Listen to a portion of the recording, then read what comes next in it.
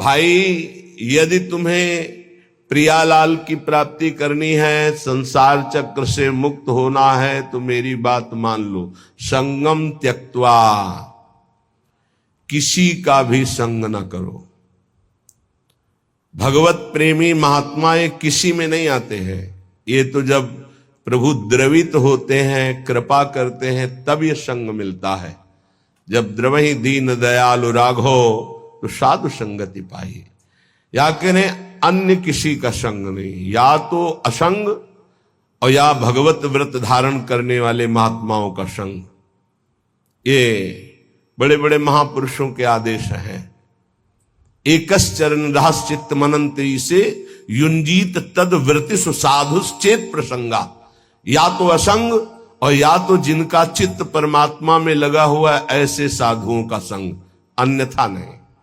आगे कह रहे हैं एक पिशाच है सबके हृदय में, काम पिशाच। यह ऐसा राक्षस है, कभी अघाने वाला नहीं। भगवान ने इसे महापापी कहा है। और ये महासनो, बहुत खाने वाला लेकिन कभी ना अघाने वाला, अर्थात भोगते भोगते मर जाओ पर कभी तृप्त नहीं हो सकते। इसलिए ये जो पुरुष शरीर का आकर्षण विपरीत शरीरों के प्रति है, ये राक्षसी भाव है। गृहस्थी में धर्मयुक्त एक पत्नी व्रत या एक पति व्रत लेकर के इस पिशाच पर विजय प्राप्त की जाती है। और विरक्ति में पूर्णतया भगवान के आश्रित होकर, गुरु भगवान के आश्रित होकर इस विकार पर विजय प्राप्त की जाती है। साधन में बड़ी ऊंचाई तक ये काम भ्रष्ट कर देता है।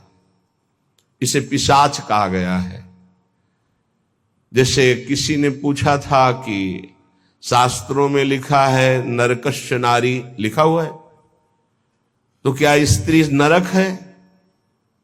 उसका अर्थ तुम कैसे जानोगे जब भजन नहीं करते? उसमें लिखा हुआ है कि जो तुम्हारी काम भावना स्त्री के प्रति गंदी है ना, तुम्हें नरक ले जाएगी।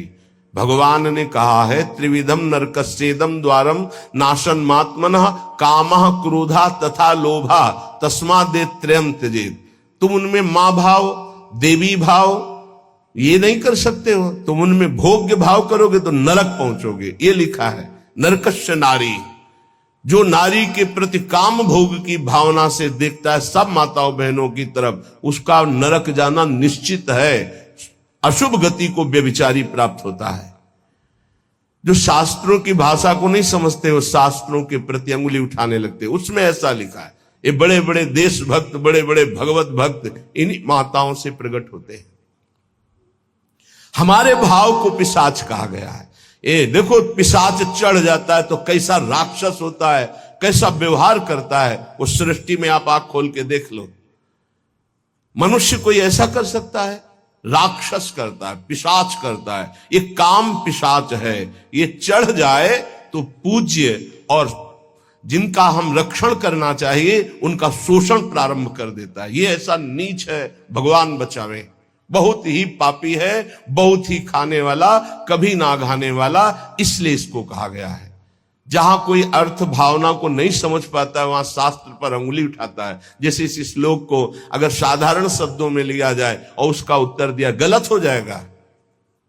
संगम त्यक्त्वा स्त्री पिशाच्याः, इसका भाव है स्त्री के प्रति जो काम भाव तुम रखते हो पिशाच भाव है, तुम्हें राक्षस बना देगा। इसलिए भगवत प्रेमी महात्माओं का संग और असंग और विपरीत शरीरों के प्रति काम भाव का चिंतन, ये तुम्हें राक्षस बना देगा।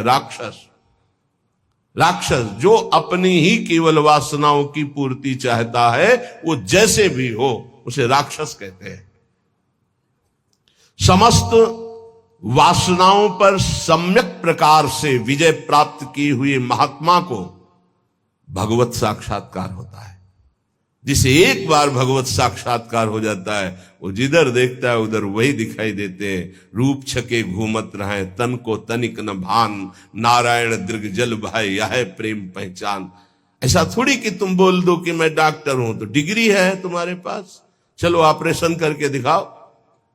सम्यक रूप से तब माना जाएगा। ऐसे ही तुम भगवत साक्षात्कार किए हो तो काम क्रोध लोभ मोह मद मत्सर इनके विजेता होगे, मान अपमान निंदा स्तुति इनको समान समझने वाले होगे। तभी कह रहे सम्यक रूप से समस्त वासनाओं का मूलच्छेद करके जो दैव के द्वारा प्राप्त प्रारब्ध के द्वारा प्राप्त शरीर पोषण को करते हुए देह यात्रा का निर्वाह करते हुए रात दिन भजन करता है, उसके हृदय में प्रेम प्रकाशित होता है।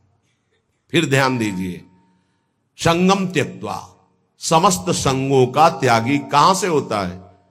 भगवत प्रेमी महात्माओं के संग से। सर्व संगोपहो ही माम, संतों का संग सब संगों का त्याग करा देता है। फिर कहे स्त्री पिशाच्याहा, ये जो पिशाच भाव राक्षस भाव माताओं बहनों के प्रति या प्रतिकूल शरीरों के प्रति भोगने का है, ये तुम्हारी दुर्गति कर देगा, इसका त्याग करो। सम्यक रूप से समस्त वासनाओं का मूलच्छेद करके देह निर्वाह के लिए जो भगवत विधान से होता है उसको महलों में रखे चाहे झोपड़ी में वास दे, कोई इच्छा नहीं, ऐसी देह यात्रा का निर्वाह करते हुए वो महापुरुष भगवत साक्षात्कार के योग्य हो जाता है, उसके हृदय में प्रीति प्रकाशित हो जाती है। ना कुरु न वद, ना कुरु न वद किंचित विस्मराशेष दृश्यम, स्मर मिथुनम महस्तद गौर नीलम स्मरार्तम, बहुजन समवायाद दूरमुद्विजयाहि, प्रिय निवसस्तु दिव्य श्रील वृंदावनांत। ऐसा कुछ मत कर कि तू फंस जाए। कितने कृपालु हैं हमारे गुरुजन महापुरुष, बड़े प्यार से कह रहे हैं कि तू अभी समझता नहीं है। विषय चुगा जिन चुगय मन, चुगत कछुक सुख होए, फिर फांसी ऐसी लगे तेईसम दुख न को।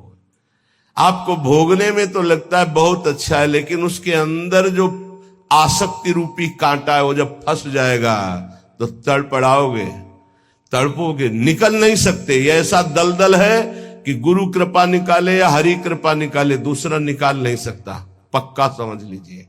जानते हुए भी कि ये गलत है, नहीं करना चाहिए, आप वही करोगे। यदि आपके हृदय में गुरु चरणों का आश्रय और नाम जप नहीं तो तुम्हारी ताकत नहीं कि तुम रुक जाओ। कह रहे ना करो, ऐसा कुछ मत कर कि तू फंस जाए, फिर निकलना मुश्किल हो जाए। श्री जी की कृपा ही निकालती है, ये पक्की बात समझ लो। श्री जी की कृपा निकालती है। जो भरोसे पे है वो कभी डूब नहीं सकता। जो गुरुजनों का भरोसा लिए वो कभी नहीं डूब सकता है। विश्वास रखो, चाहे जितना पतित हो गया हो, चाहे जितना नीचे गिर गया हो, एक दिन वो चमकेगा। जैसे नाव बहुत बढ़िया है लेकिन खेवैया नहीं है, तो नाव जर्जर हो और खेवैया चतुर हो तो निकाल ले जाएगा, विश्वास करो, निकाल ले जाएगा। माना आप साधनहीन बहुत पतित हो, लेकिन गुरुदेव का आश्रय ले लिया।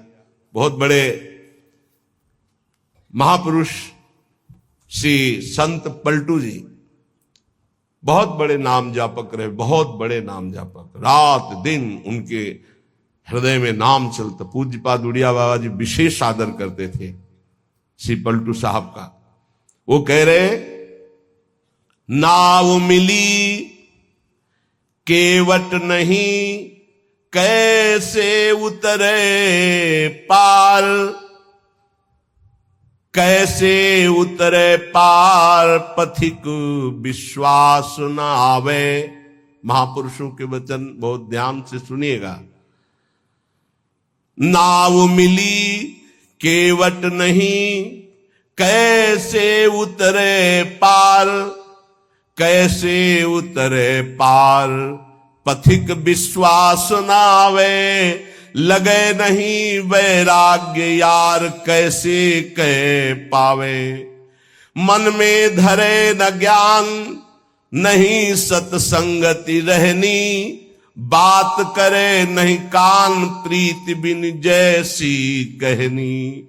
छूटी डगमगी नाही संत को बचन न माने, मूरख तजय विवेक चतुरई अपनी आने। पलटू सदगुरु शब्द का तनिक न करे विचार, नाव मिली केवट नहीं कैसे उतरे पार। बहुत बढ़िया नाव मिल गई है भवसागर से पार होने के लिए मानव देह, लेकिन सदगुरु वर्ण नहीं किया, फिर तो नाव पार नहीं हो सकती, क्योंकि खिवैया ही नहीं है। सदगुरु रूपी खिवैया मिल जाए तो जर्जर नाव को भी पार कर दे। अर्थात कितना भी पतित नीच क्यों न हो, महान बन जाए। कैसे उतरे पार पथिक विश्वास न आवे।